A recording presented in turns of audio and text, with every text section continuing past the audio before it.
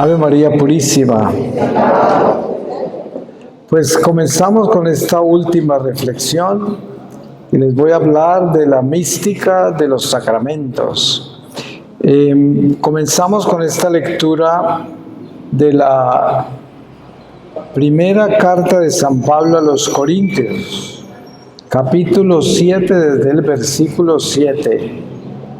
Dice así: me gustaría que todos fueran como yo, pero cada uno recibe de Dios su propia gracia, unos de una manera y otros de otra.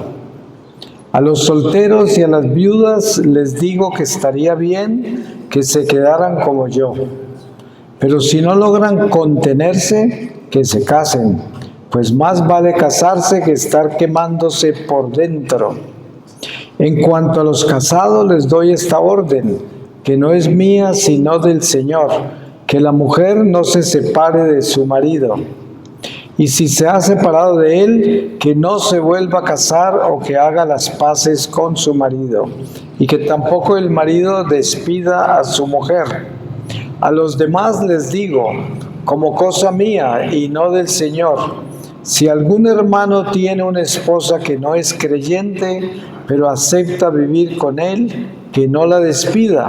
Del mismo modo, si una mujer tiene un esposo que no es creyente, pero acepta vivir con ella, que no se divorcie. Pues el esposo no creyente es santificado mediante su esposa, y la esposa no creyente es santificada mediante su marido cristiano.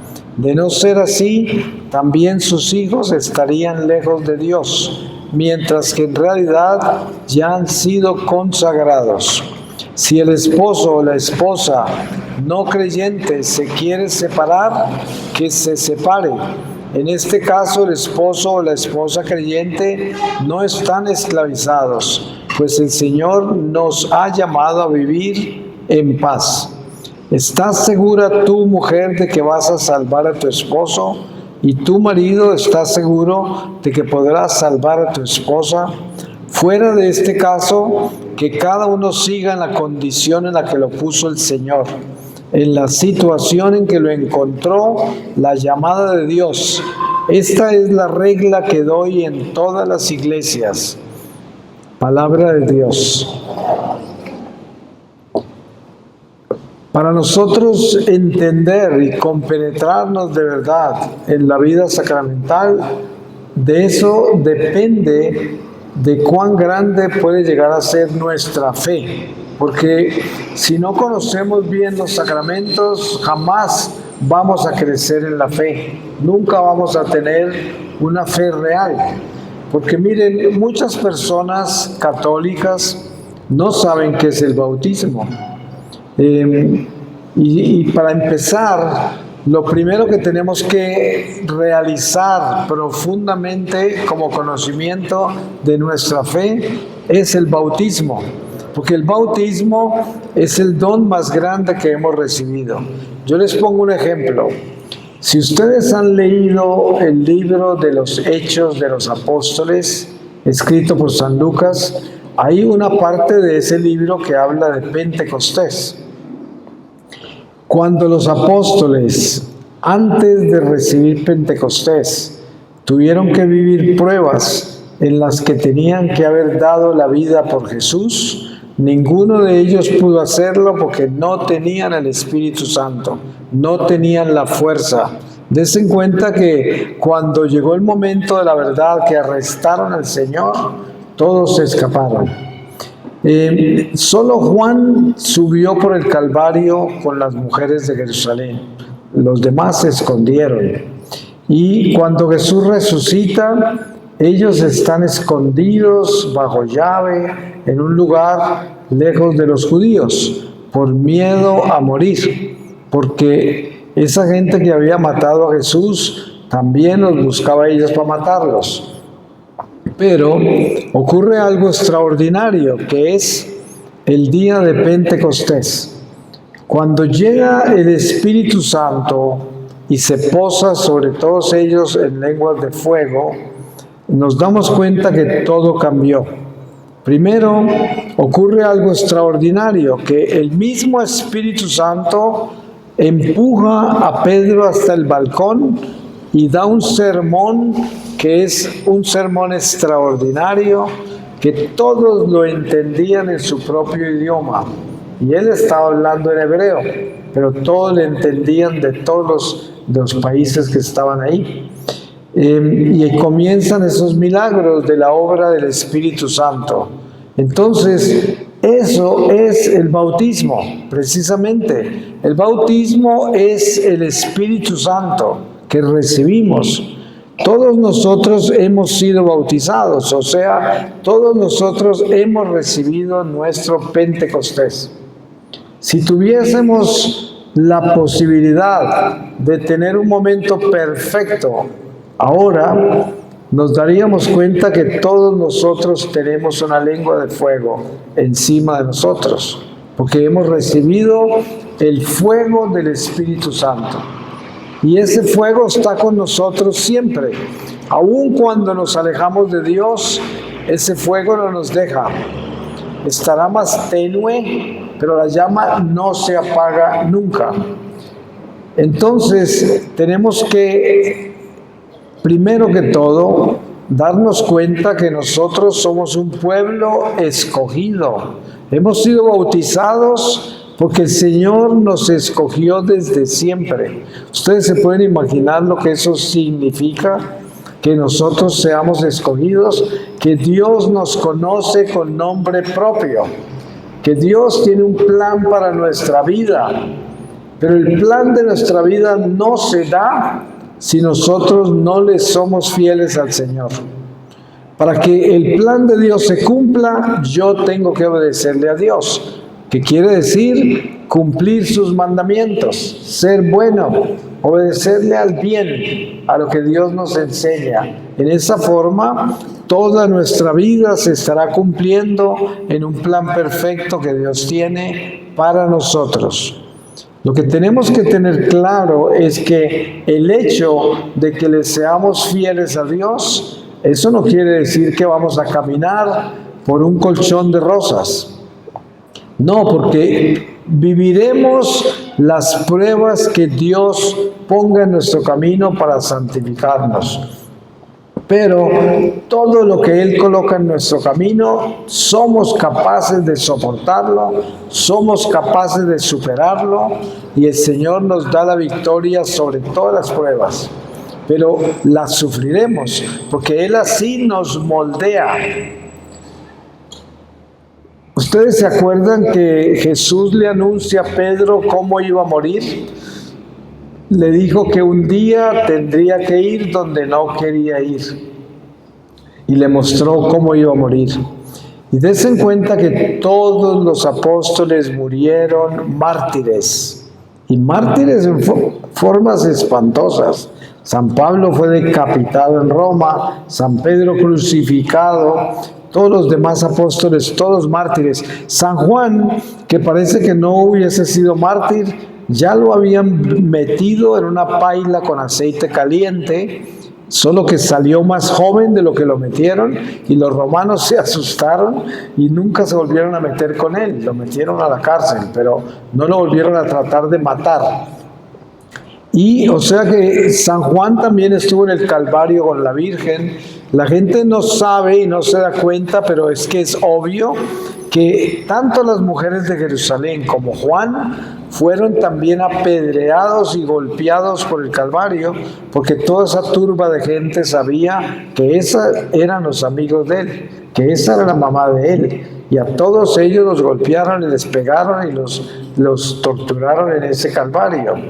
Entonces San Juan padeció muchas cosas, pero todos los apóstoles fueron mártires. Entonces dense en cuenta que esta vida terrenal no es como nosotros nos la imaginamos. Ustedes se dan cuenta, cuando yo voy de misión, la primera vez que fui de misiones al África, estaba en Uganda, y fue para mí un impacto muy grande conocer ese nivel de pobreza, porque yo conocía la miseria nuestra en Latinoamérica y había ido a muchos lugares muy pobres, en las selvas, nuestras en el Amazonas y otros lugares.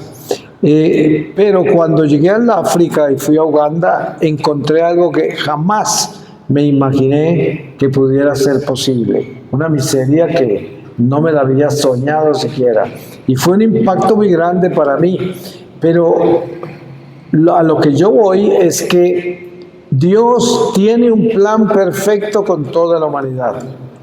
Y en la humanidad, en la vida terrenal, se encuentran muchas consecuencias del pecado de la humanidad. Entonces, hay muchas almas víctimas. Hay mucha gente que muere de hambre por culpa de aquellos que se están comiendo su comida, porque son gente que no comparte, que están enriquecidos con los beneficios de los demás, y por eso hay hambre en el mundo, hay injusticias, pero Dios todo lo hace bueno. Esas personas que mueren de hambre, se pueden imaginar la altura que consiguen en la vida eterna. Por eso Jesús, cuando hablaba de San Juan Bautista, decía: Juan Bautista es el profeta más grande que ha habido y que habrá, pero el más pequeño de los cielos es más grande que él. Y esta enseñanza es muy importante porque nos muestra el Señor cómo es que en el cielo hay grados, hay dimensiones. Y por eso hablaba del más pequeño en el cielo. Eso quiere decir que también hay más grandes. Y con esto entendemos que en esta vida terrenal nosotros podemos crecer espiritualmente y alcanzar alturas espirituales inimaginables desde ahora, porque la vida nuestra tan solo tiene dos direcciones: o estamos ascendiendo o estamos descendiendo, y el día que morimos quedamos tan altos como ascendimos o tan bajos como descendimos. Eso depende del camino que llevemos. Y por eso, cuando estamos en la iglesia y vivimos de acuerdo a la iglesia, entonces vivimos los sacramentos. Tenemos la comunión, la confesión. Miren ustedes que la confesión para nosotros es un don maravilloso, porque por culpa del pecado original, nosotros por naturaleza somos egocéntricos, egoístas, estamos centrados en sí mismos y tenemos el amor propio como nuestra bandera.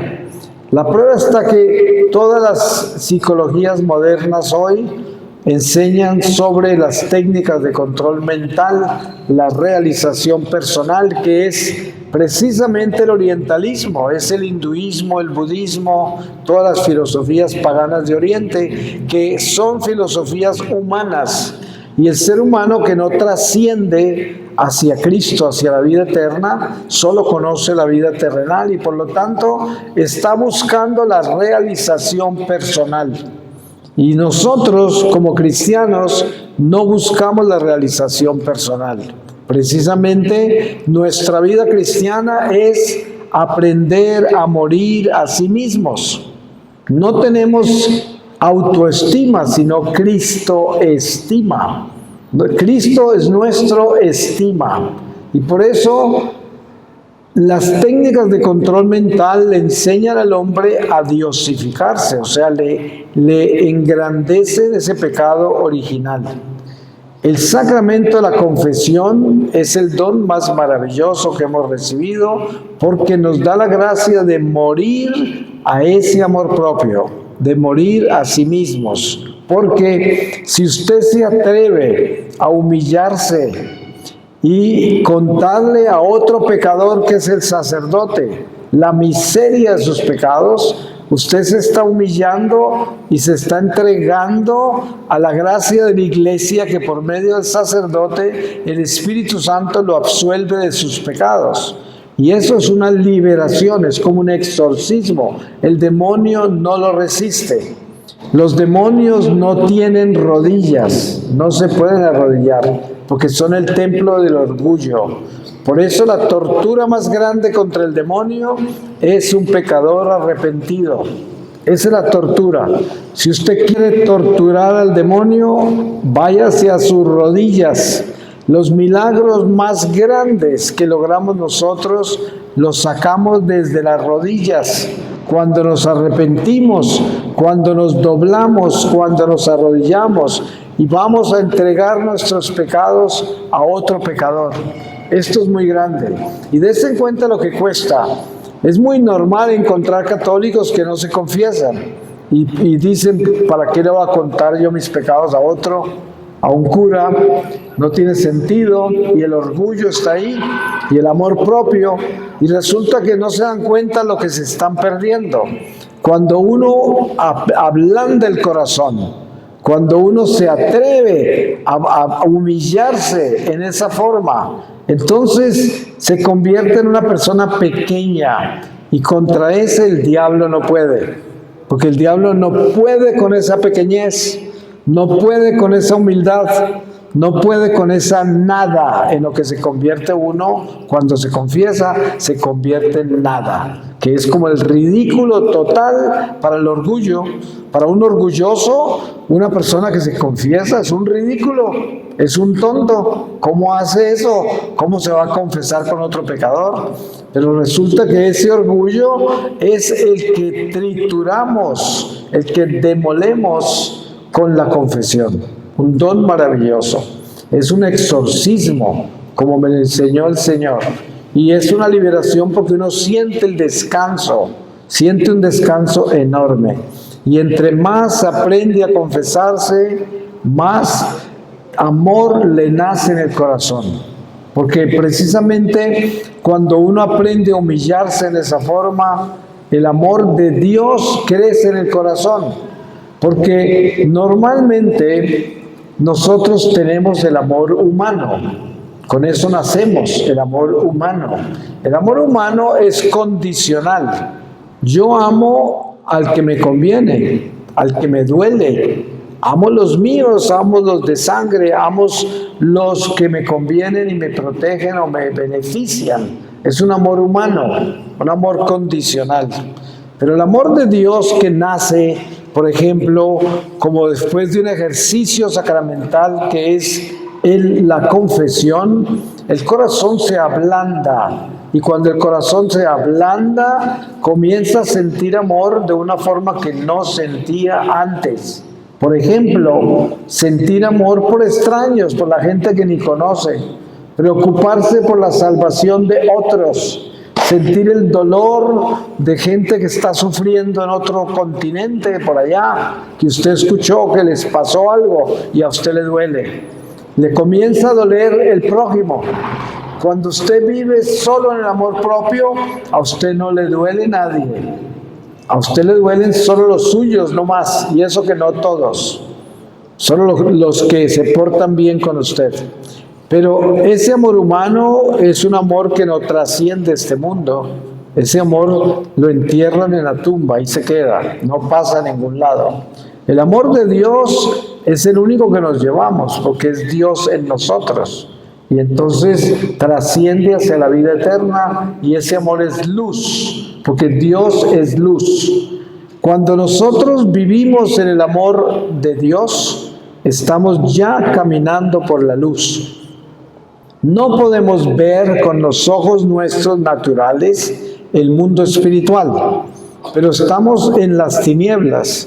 Pero cuando vivimos en gracia de Dios, caminamos por la luz a pesar de estar en las tinieblas, porque somos hijos de la luz y encandilamos, enceguecemos a los demonios.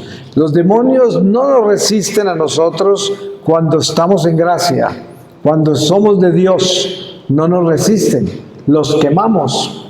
No pueden estar al lado nuestro, no se acercan. La prueba es que hay espíritus del mal que rondan los aires, como nos enseña San Pablo. Esos espíritus del mal solo le pueden hacer mal a aquellos que están en pecado mortal. A los que estamos en gracia ni siquiera nos ven. no nos ven, porque no estamos en su hemisferio, no estamos en su radar, no nos pueden ver, no nos pueden tocar.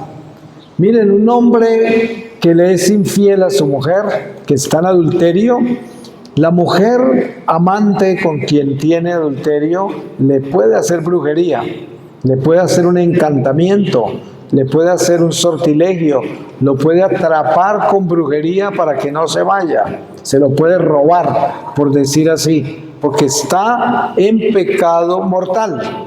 Si no estuviera en pecado mortal, ninguna bruja se le puede robar el esposo a nadie. Si el esposo está en gracia, no lo pueden tocar, no hay forma que se lo lleven, pero si el esposo cae en adulterio, se lo pueden llevar. Y eso es lo que sucede muchas veces, o la esposa, cualquiera que sea. Y esto, hay gente que cree que esas cosas no existen, pero yo sé que existen. Yo tengo testimonio de eso y sé que existen las brujas, existe la brujería, la hechicería, los encantamientos, los sortilegios, la magia, todo eso es verdad, porque son fuerzas del demonio, son espíritus del mal y el mal está presente entre nosotros. Es la cizaña, es la mala hierba, es el espíritu de la tierra, el espíritu del mundo y existe, es verdad.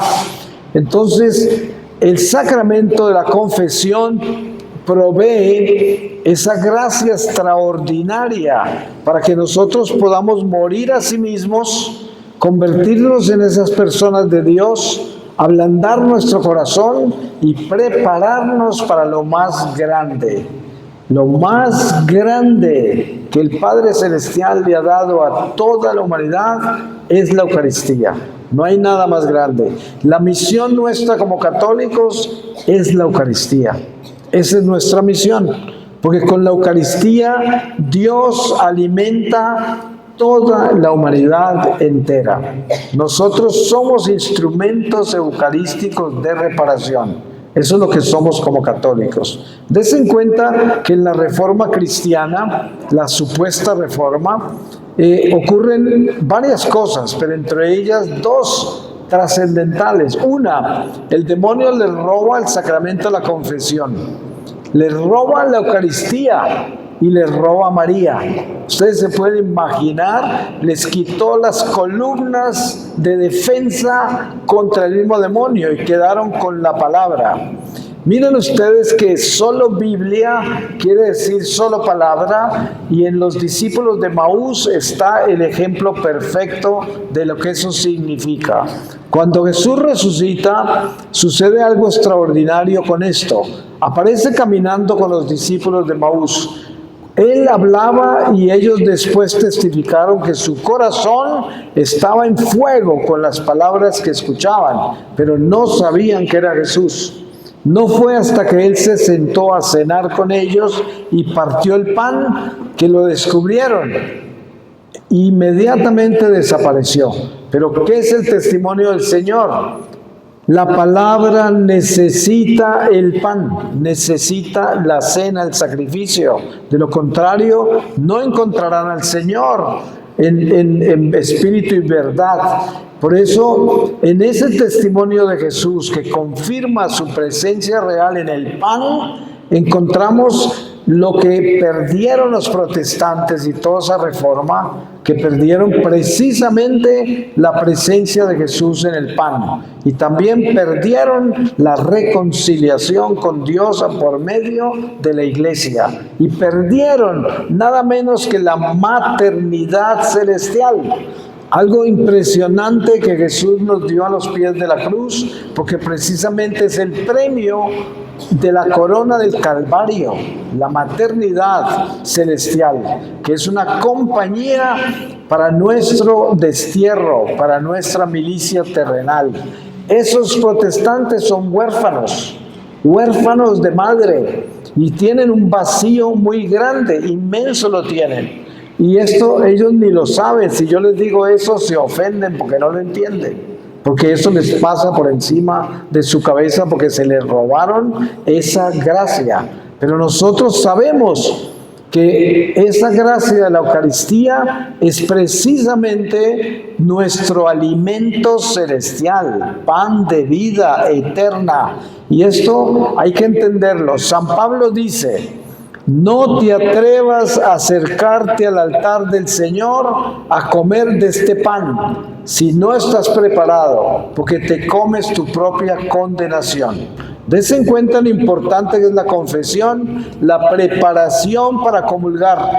Es increíblemente importante saber que para comulgar tenemos que prepararnos, porque nosotros, como dice San Pablo, somos vasijas de barro que llevan el tesoro. No hay una imagen más perfecta que esa que nos da San Pablo. ¿Qué puede haber más frágil que una vasija de barro?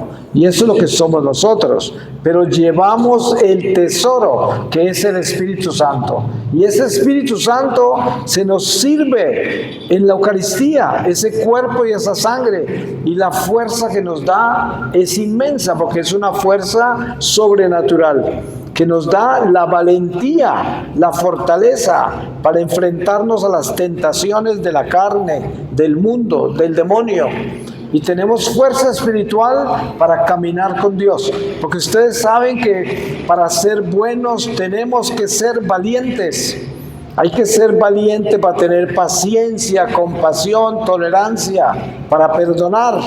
Y esa valentía la Eucaristía nos la da.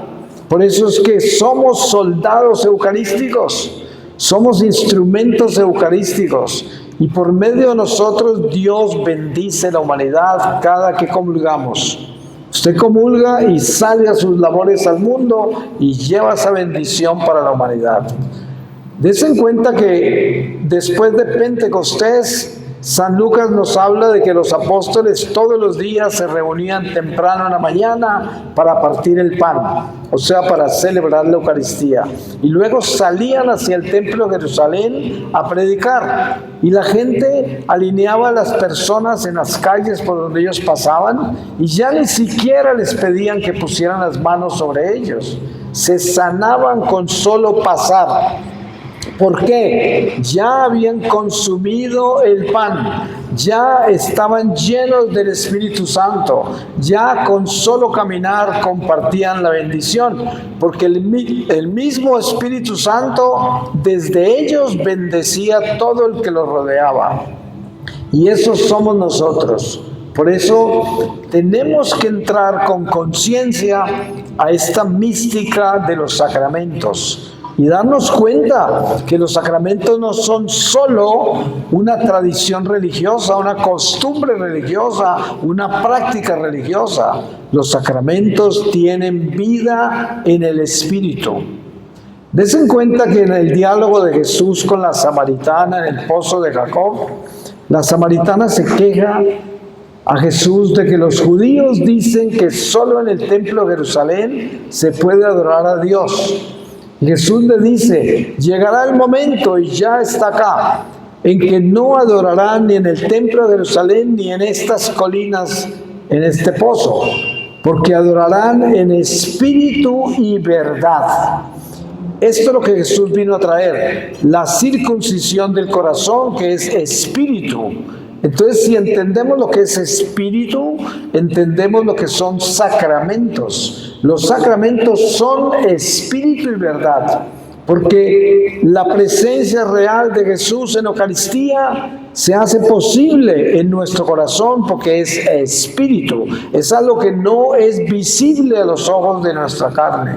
Pero por fe sabemos que ese misterio de la transustanciación es verdad. ¿Por qué? Por el Espíritu, porque en el Espíritu lo entendemos. Y cuando tenemos Espíritu en nuestra fe, y esos sacramentos son espirituales ya, no son simplemente una tradición religiosa, una costumbre, una práctica, sino que son vida de verdad. Y usted viene a comulgar y sabe que va a recibir pan de vida eterna, que va a recibir el cuerpo y la sangre de Jesús. Eso es muy poderoso, eso transforma nuestra vida porque cambia su religión. Dese en cuenta que es muy fácil ser un religioso. Hay gente muy religiosa, muy rezandera, pero no tiene espíritu. Así eran los fariseos. Porque si no se compenetra esta religión al espíritu, usted nunca tendrá una relación personal con Dios. Usted no conocerá el Espíritu de Dios, que es el que ablanda nuestro corazón, el que nos ayuda a amar, a perdonar, el que nos da paciencia, el que le da flor a todas nuestra vida religiosa, nuestro amor, a todas las virtudes, las engalana, las fortalece, las embellece. Y esto es lo que debemos buscar todos nosotros, que los sacramentos se conviertan en vida, que verdaderamente los sintamos, que usted se vaya a confesar y sienta el fuego del amor de Dios que lo va a perdonar, y siente la necesidad de entrar en gracia con Dios, y luego sentir esa libertad y esa hambre de Dios, el hambre eucarística, que usted quiere recibir esa hostia y que tiene hambre de Dios, hambre de fortalezas de Dios, hambre del Espíritu. Eso es un mundo muy diferente, porque ya nos convertimos en personas espirituales y eso cambia nuestra vida totalmente, cambia nuestra religión. Ya no somos simplemente personas que vienen a la iglesia a practicar su religión, sino que venimos a la iglesia porque es nuestra casa espiritual, es nuestra vida, es el centro de nuestro ser, es toda nuestra vida entera, la iglesia. Y en esa forma nuestro hogar, nuestro trabajo, nuestro caminar en el día a día se convierte en esa iglesia, se convierte en esa vida, la vida de Dios, la vida del Espíritu. Voy a terminar con una lectura donde el Espíritu nos quiera llevar para sellar todo lo que aquí hemos hablado. Y les voy a leer a ustedes de la carta a los Gálatas, en el capítulo 1, desde el versículo 1, dice: Pablo, apóstol enviado, no por los hombres ni por intervención de hombres, sino por Cristo Jesús y por Dios Padre, que lo resucitó de entre los muertos. Yo y todos los hermanos que están conmigo saludamos a las iglesias de Galacia. Reciban gracia y paz de Dios nuestro Padre y de Cristo Jesús nuestro Señor. Él se entregó por nuestros pecados para arrancarnos de nuestra mala condición presente, cumpliendo así la voluntad de Dios nuestro Padre. Gloria a Él por los siglos de los siglos. Amén. Me sorprende que ustedes abandonen tan pronto a aquel que según la gracia de Cristo los llamó y se pasen a otro evangelio. Pero no hay otro, solamente hay personas que tratan de dar vuelta al evangelio de Cristo y siembran confusión entre ustedes. Pero aunque nosotros mismos o un ángel del cielo viniese a evangelizarlos en forma diversa a como lo hemos hecho nosotros, yo les digo, fuera con él. Se lo dijimos antes y de nuevo se lo repito: si alguno viene con un evangelio que no es el que ustedes recibieron, fuera con él. Anatema. Palabra de Dios. Pues le damos gracias a Dios y lo bendecimos porque Él es santo y misericordioso. El Señor nos ama, nos bendice, nos protege y quiere que todos lleguemos a casa. Pues me ha dado mucha alegría estar con ustedes hoy. Le doy muchas gracias al Padre de nuevo por permitirme estar aquí en su parroquia y preparamos nuestro corazón para lo más grande que es la Santa Eucaristía. Amén. Gracias a usted, Padre. Una oportunidad tan linda de poder fortalecernos en la enseñanza. Qué bueno, Padre, gracias. Los caminos de Dios. Hace tanto tiempo que escuché realmente su testimonio y podemos conocerlo hoy, tenerlo con nosotros, pero